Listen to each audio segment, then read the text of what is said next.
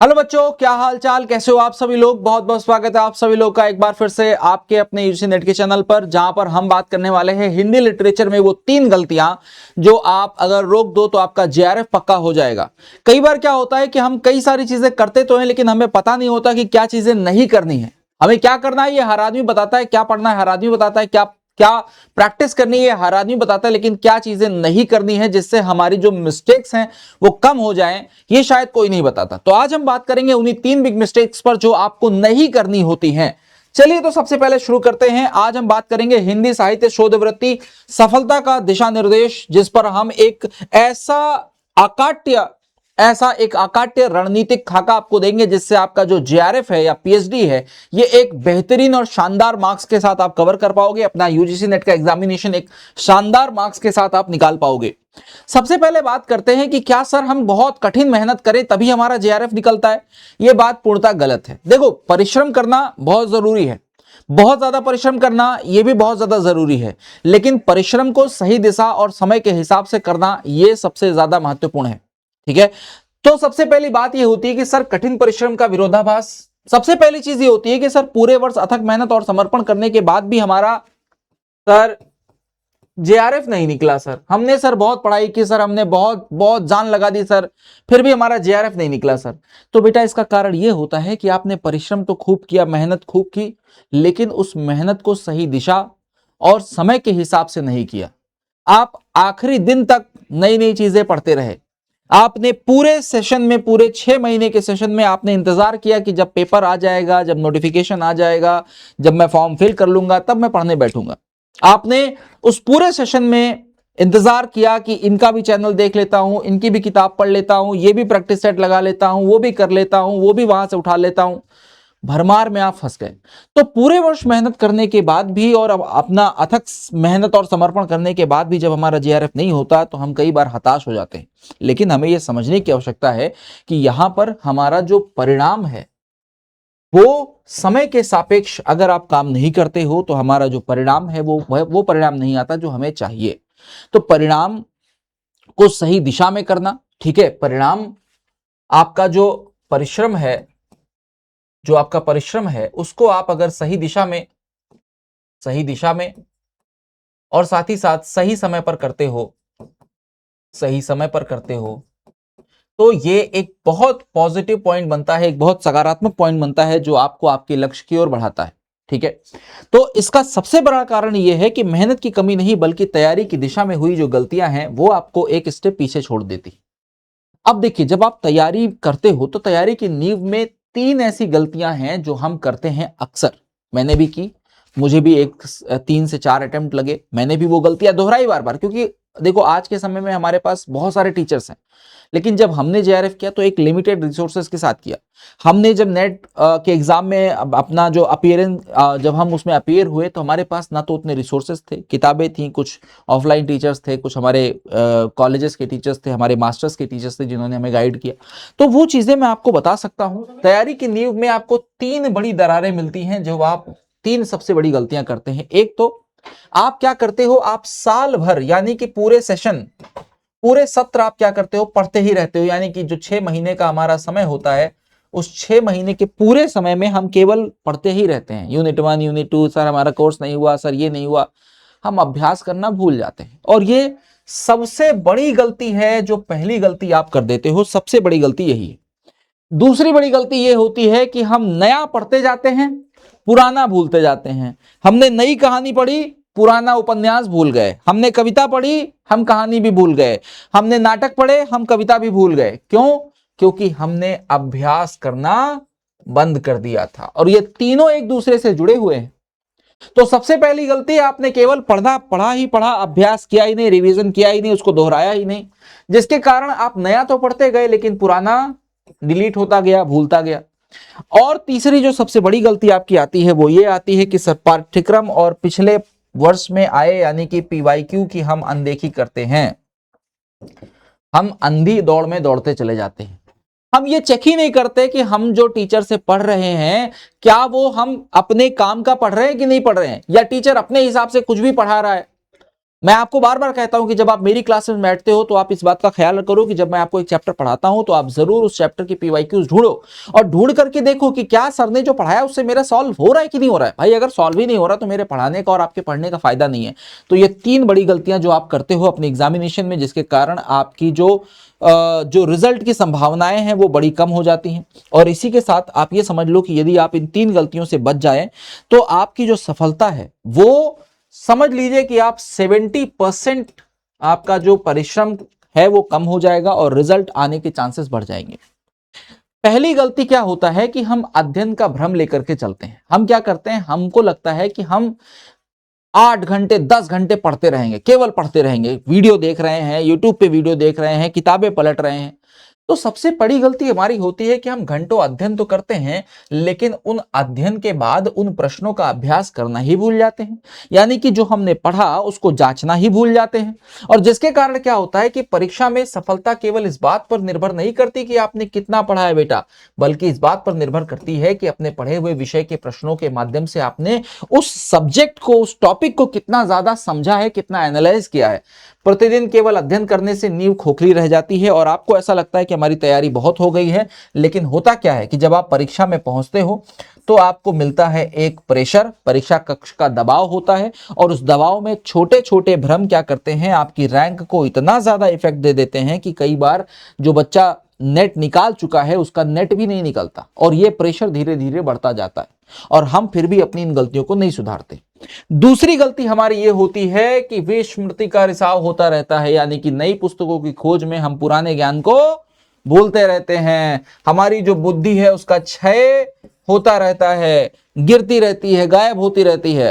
होता क्या है कि हमारे अंदर ये भावना रहती है कि हम कितना ज्यादा पढ़ लें, हम कहां कहां से पढ़ लें, हम कौन कौन से रिसोर्सेज से पढ़ लें, हम एक को किताब न छोड़ें, एक को पन्ना न छोड़ें, एक को यूट्यूब वीडियो न छोड़ें, एक को पेड कोर्स न छोड़ें। और ये दूसरी सबसे बड़ी गलती है। विद्यार्थी क्या करता है बेटा, नई नई पुस्तकें, नए नए नोट्स और नए स्रोतों को नए स्रोत खोजते रहते हैं। धीरे धीरे पहले पढ़ा हुआ विषय विस्मृति से निकलता जाता है, स्मृति से निकलता जाता है और परीक्षा के समय पूरा पाठ्यक्रम ऐसा लगता है कि यार मैंने कुछ पढ़ा ही नहीं है। कई सारे बच्चों की क्वेरी होती है कि सर एग्जाम आ रहा है, सर ऐसा लग रहा है कि हमने कुछ पढ़ा ही नहीं है। तो ये एक बड़ा कारण होता है क्योंकि पुनरावृत्ति के बिना अध्ययन बिल्कुल अधूरा होता है। रिवीजन के बिना आपने जो भी पढ़ा है वो हमेशा आपका अधूरा अधूरा सा लगेगा और ये बात मैंने आपको कई बार बताई है। तीसरी बड़ी गलती की बात करते हैं। तीसरी बड़ी गलती यह होती है कि सर हम दिशाहीन यात्रा तय करते हैं।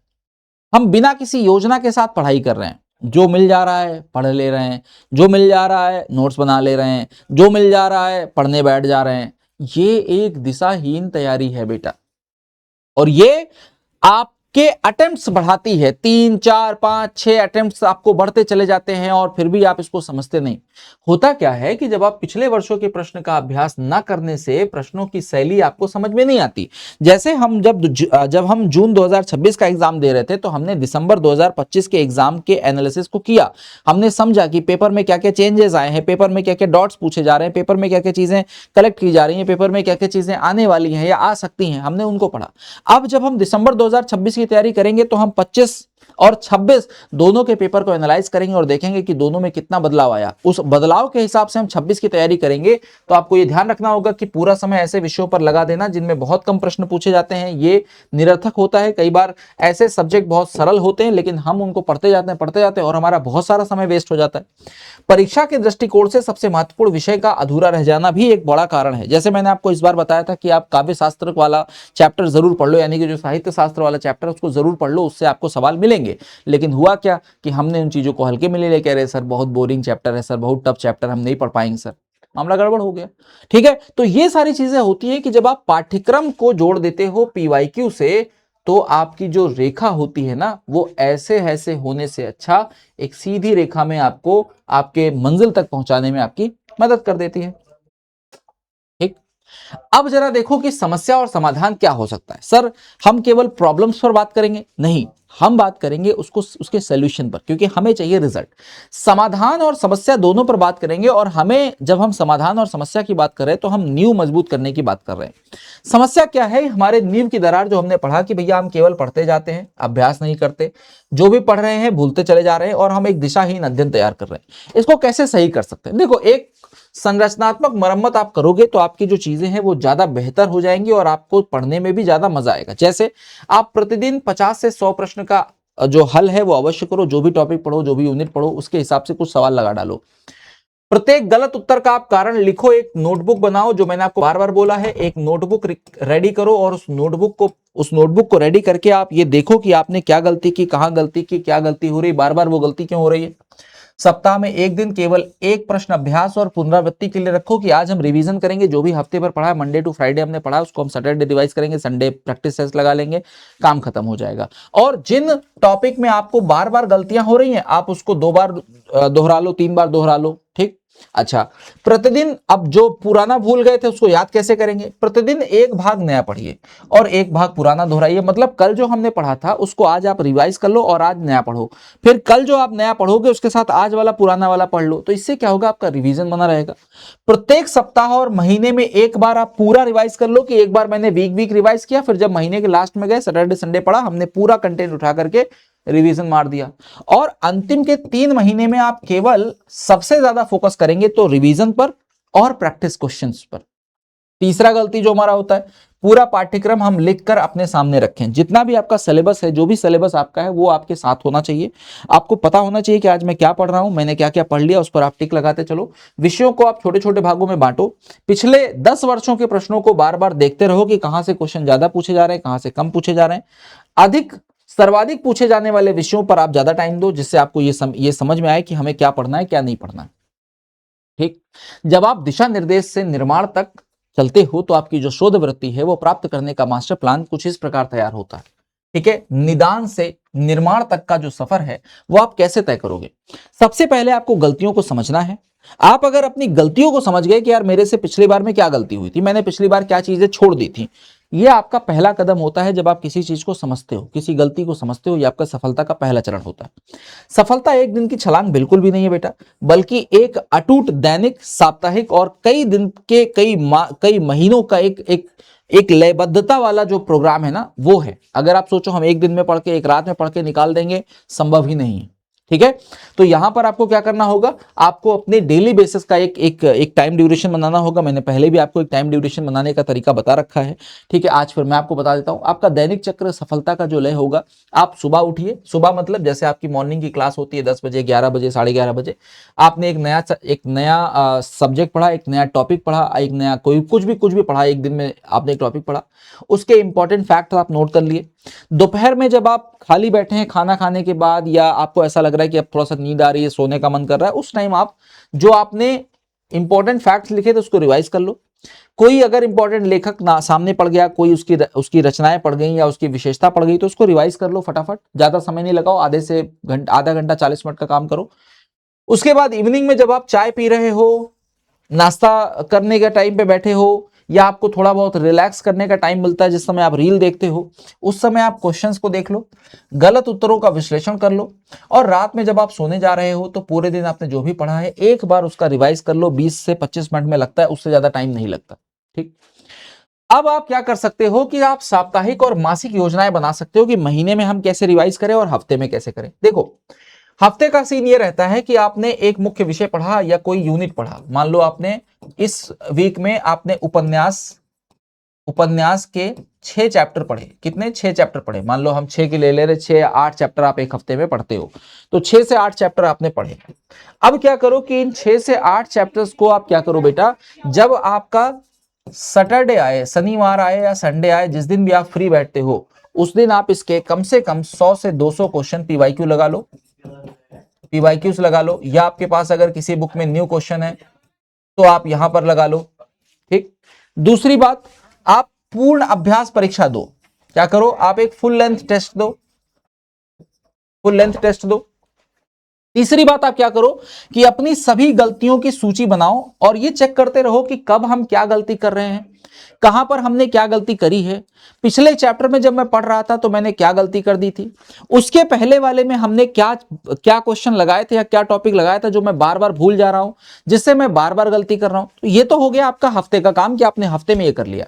अब महीने का काम कैसे करेंगे, मंथली प्लान कैसे बनाएंगे। तो देखो भैया, काम वही हफ्ते वाला ही महीने में करना है, लेकिन आपने देखो 4 हफ्ते होते हैं, आपने क्या किया, आपने मान लो देखो 1 हफ्ता 2 हफ्ता लगभग आपके कुल मिलाकर के 4 हफ्ते हम मान ले रहे हैं। फोर क्या कहते हैं उसको, वीक्स बोलते हैं ना, 4 वीक्स, 4 हफ्ते हमने मान लिए, 4 हफ्ते। अब इन 4 हफ्तों में आप क्या करो कि आपने जो है साप्ताहिक रूप से यहां पर 4 दिन आपने 4 बार रिवाइज किया। अब ये 4 हफ्ते का जो भी रिवीजन था आपने महीने के आखिरी दिन, जैसे मान लो 30 तारीख को आपका लास्ट डे है या आपका 28 को सैटरडे या संडे पड़ रहा है, आपने उठाया और पूरा रिवीजन आपने लास्ट डे कर दिया। पूरे महीने का आपने जितने भी चैप्टर पढ़े थे उनके रिवीजन जो पॉइंट्स आपने बनाए थे वो करो। तो पूरे महीने का आपको रिवीजन पॉइंट्स बना लेना है। पूर्ण अभ्यास परीक्षाएं दो, 4 अभ्यास, क्योंकि अब 4 हफ्ते का काम हो गया तो आपने ये जो जो सेट्स लगाए थे आपने यहां पर 4 बार पूरे फुल लेंथ टेस्ट बैठ के दे देने हैं। फिर आपने ये आइडेंटिफाई करना है कि हमारा कौन सा टॉपिक कमजोर रह गया, हमको किस टॉपिक में प्रॉब्लम आ रही है, किस में हम क्वेश्चन बार बार गलत कर रहे हैं, तो आपने ये आइडेंटिफाई कर लिया। और फिर आप केवल उन कंटेंट को, केवल उन रिसोर्सेस को ही अपने पास रखो जो आपको लगता है कि ये रिसोर्सेस हमारे लिए मोस्ट इंपॉर्टेंट रिसोर्स है, जिससे हमारा काम बहुत जरूरी है, जिससे हमें जरूरत लगेगी।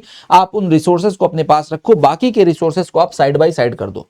ठीक, अब देखो अंतिम 3 महीने में आप केवल और केवल फोकस का फनल बनाओ। फोकस का फनल क्या होता है सर? फोकस का फनल ये होता है कि देखो हमारे पास होते हैं टोटल 6 महीने, 6 महीने को हम 3 महीने और 3 महीने में बांटते हैं। यहां होती है, ये होता है हमारा फर्स्ट लैप, यानी कि हमारा पहला चरण होता है। तो हम पहले चरण में क्या करते हैं, हम पहले चरण में अपनी तैयारी को आराम से मौका देते हैं कि हम कैसे करेंगे, क्या पढ़ेंगे, कैसे पढ़ेंगे, इस पर हम बात करते हैं। लेकिन जो अंतिम के 3 माह होते हैं, ये 3 माह आपके फाइनल चरण होते हैं, यानी कि हमारा जो फाइनल लैप होता है वो होता है, और इसमें हमें बहुत तेजी से अपना काम करना होता है। तो पहले माह 1 से लेकर के माह 3 तक आप क्या करेंगे, नया अध्ययन करेंगे, नए टॉपिक्स पढ़ेंगे, यूनिट्स पढ़ेंगे, चैप्टर्स को रिवाइज करेंगे, जितना ज्यादा से ज्यादा हो सकता है आप अपना नया नया चीजें पढ़ते चले जाएंगे। लेकिन जो आपका फाइनल 3 महीना होगा, लास्ट के 3 महीने होंगे, उसमें आपको 3 काम करने हैं। एक तो आप अपना सिलेबस कंप्लीट करते चलेंगे, नया विषय, नया क्या कहते हैं, नया अध्ययन आप करते चलेंगे, और नए अध्ययन के साथ साथ जो आपने पुराना पढ़ा है इसको रिवाइज करते चलेंगे, और इसके आधार पर आप समयबद्ध तरीके से आप उसकी प्रैक्टिस भी करेंगे, जिससे आपका टाइम मैनेजमेंट, पेपर में जो आपका टाइम बहुत ज्यादा हो जाता है वो बचेगा, और दूसरी चीज आप यहां पर ये भी कवर कर पाओगे। तो नए विषय आप लास्ट के 3 महीने में नए विषय पढ़ने की जो आवृत्ति है उसको कम करेंगे, अधिकतम समय हम रिवीजन पर देंगे। प्रतिदिन हमें एक फिक्स टाइम पर हमें पेपर सॉल्व करना है, क्वेश्चन सॉल्व करने हैं, जिससे हमारी बैठने की प्रैक्टिस हो जाएगी, और अपनी गलतियों को दोहराने से आप बचेंगे कि हमने जो गलती पिछली बार की थी वो इस बार हमसे ना हो। ये हम ज्यादा से ज्यादा चीज करेंगे। अब देखो, रिसर्च स्कॉलर बनने के लिए, जेआरएफ करने के लिए आपको 4 स्तंभ समझने पड़ेंगे। अगर आप इन 4 स्तंभों को अपने 6 महीने में आप इंप्लीमेंट कर पाओगे, आप लगा पाओगे, आप उपयोग कर पाओगे, तो भाई साहब आपकी एक जो फाउंडेशन है ना, एक जो आपका जो बेसिक स्ट्रक्चर है वो बहुत अच्छा हो जाएगा। कैसे सर? सबसे पहला स्टेप है सर नियमित अध्ययन। आप रेगुलर स्टडी करो, ये नहीं कि एक हफ्ते खूब पढ़ा, एक वीक जो है हमने सर 12-12 घंटे पढ़ दिया, 12-12 घंटे की पढ़ाई कर दी, अगले 2 हफ्ते सर हम बस खाली 1 घंटा पढ़ रहे हैं। तो इससे क्या होगा ना कि आपका एक जो मोटिव है ना वो कमजोर होता चला जाएगा। आपको लगेगा ठीक है कर लेंगे, देख लेंगे, हो जाएगा, रिवीजन कर लेंगे, रिकॉर्डेड देख, नहीं। अगर आपने डिसाइड किया मैं दिन के 3 घंटे पढ़ूंगा, तो ये 3 घंटे मतलब 3 घंटे होने चाहिए। चाहे आप शादी में गए हो, बारात में गए हो, घर पे हो, बीमार हो, वो आपकी जिम्मेदारी है। आपको अपने सब्जेक्ट के साथ, अपने वादे के साथ रहना है। तो सबसे पहला स्टेप होता है आपको नियमित अध्ययन करना है। दूसरा स्टेप ये होता है कि आप अगर डेली प्रैक्टिस कर रहे हो क्वेश्चंस की, तो जो लास्ट में आपको क्वेश्चन फियर हो जाता है, यानी कि प्रश्नों से हमें डर लगने लगता है, भय लगने लगता है, कंफ्यूजन लगने लगती है, डाउट लगने लगता है, वो आपको कम हो जाएगा। तीसरा, आप जो भी पढ़ रहे हो उसको हफ्ते में और महीने में आप रिवाइज करते चलो। चौथा स्टेप, पाठ्यक्रम के अनुसार ही तैयारी करो। ये नहीं कि आपने देखा कि हमारे व्याकरण से 2 ही 3 क्वेश्चन आ रहे हैं तो हम 15 दिन व्याकरण ही पढ़ रहे हैं, नहीं। हमने देखा कि हमारे जो है उपन्यास से ज्यादा क्वेश्चन आ रहे हैं, नाटक से ज्यादा क्वेश्चन आ रहे हैं, तो हम वहां पर ज्यादा समय देंगे। व्याकरण हम 2 दिन में खत्म कर सकते हैं, 3 दिन में खत्म कर सकते हैं, पूरा सिलेबस उठाया, पढ़ डाला, काम खत्म हो गया। तो ये वो 4 पिलर्स है, 4 स्तंभ हैं जो आपके जेआरएफ को आप तक पहुंचाएंगे, आप तक इसको पहुंचाने का काम करेंगे। सफलता का एक ही मूल मंत्र है बेटा, सफलता कभी भी बहुत ज्यादा पढ़ने से नहीं आती, दिन भर किताब लेके बैठने से नहीं आती, बल्कि सफलता तभी आपके हाथ लगती है जब आप मेहनत के साथ साथ सही दिशा में मेहनत करते हो, नियमित अभ्यास करते हो और अपनी गलतियों से सीखते हो और उन गलतियों को सुधारने के लिए तत्पर रहते हो। ये नहीं कि हाँ गलत हो गया तो ठीक है, हो गया होगा, बाद में देखेंगे। ऐसा करने पर आपकी जो सफलता है वो आपसे दूर भागने लगती है। तो सफलता का मूल मंत्र यही है कि आपको मेहनत तो करनी ही करनी है, लेकिन मेहनत को अगर आप सही दिशा में करते हो तो मेहनत कम लगेगी लेकिन रिजल्ट ज्यादा आएगा। तो अब ये आपके ऊपर है, आपको मेहनत ज्यादा करनी है, रिजल्ट कम लेना है, या रिजल्ट ज्यादा लेना है, मेहनत कम करनी है। ठीक है, ऐसी वीडियोस मैं आपके लिए रेगुलर लेकर आता हूं और रेगुलर लेकर आता रहूंगा। इसके लिए आप कुछ नहीं करो, इसके लिए आप हमारा टेलीग्राम चैनल ये वाला ज्वाइन कर सकते हो। ठीक है, अंकित सर यूजीसी पीडब्ल्यू, इस पर मैं आपको डेली जो भी क्लासेस हमारी होती हैं उसका लिंक शेयर कर देता हूं, पीडीएफ शेयर करता हूं, साथ ही साथ मैं आपको जो है डेली क्वेश्चंस भी देता हूं, बहुत सारे इंफॉर्मेटिव थिंग्स भी आपको शेयर करता रहता हूं। तो आप ये कर सकते हो। साथ ही साथ अगर आपका जेआरएफ का इस बार का प्लान है तो आप ज्वाइन कर सकते हो हमारा हिंदी से। अगर आप जेआरएफ सोच रहे हो तो mission JRF pro December 2026 Hindi literature and paper 1 का ये पूरा बैच है जिसको आप कवर कर सकते हो। अभी ये बैच डिस्काउंट में चल रहा है। ठीक है, तो ये इसकी क्लासेस जो है बेटा ये 10 तारीख से स्टार्ट हो जाएंगी। ठीक है, 10 जुलाई से ये नया बैच हमारा स्टार्ट हो रहा है। 10 जुलाई 2026 से 16 नवंबर 2026 तक इसकी जो ड्यूरेबिलिटी है वो रहेगी, यानी कि एग्जाम से पहले पहले आपका सिलेबस कंप्लीट हो जाएगा। तो इसको आप थोड़ा सा तैयारी में, अगर आप अच्छी तैयारी करना चाहते हो, आप इस बार रिजल्ट निकालना चाहते हो, तो आप इसे फॉलो अप कर सकते हो। बाकी ऐसी बहुत सारी वीडियोस मैं आपके लिए लेकर के आता रहूंगा जो आपके लिए बेनिफिशियरी होगी, जो आपके लिए आपकी तैयारी में मदद करेगी। Till then tata bye bye, thank you so much, जय हिंद, जय भारत।